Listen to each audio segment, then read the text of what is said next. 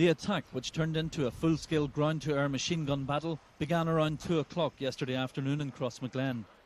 2 lorries with heavy machine guns attached to platforms fired on a Puma troop carrier helicopter as it took off from the security base in the town. The helicopter was struck and slightly damaged. It had to put down again.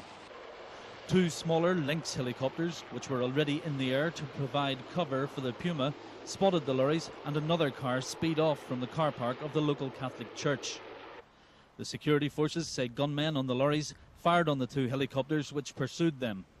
They say the helicopter crews could not return fire until they were away from a built-up area.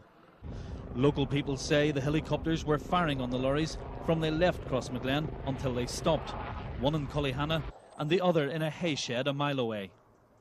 The police say the terrorists were then forced to abandon their vehicles and hijack others to escape. The security forces then recovered the weapons. They included a Russian 12.7mm heavy machine gun, 2 general-purpose machine guns, an AKM rifle and ammunition. They're being examined by forensic scientists, and the RUC put on show identical weapons. Assistant Chief Constable Bill Stewart called the attack criminally irresponsible.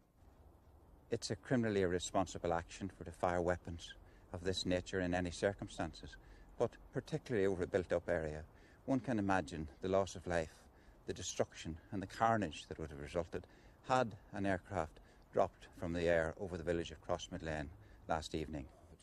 The MP for the area, Seamus Mallon, echoed Assistant Chief Constable Stewart's criticism of the terrorists. Think of what it might have happened if one of those helicopters had come down.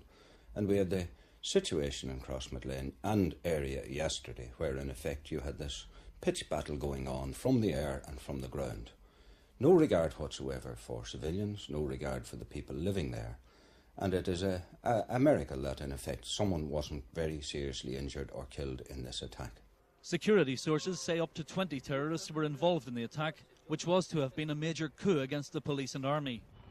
Along the border, security forces depend on helicopters because of the risk of landmines and ambushes on the roads of South Armagh.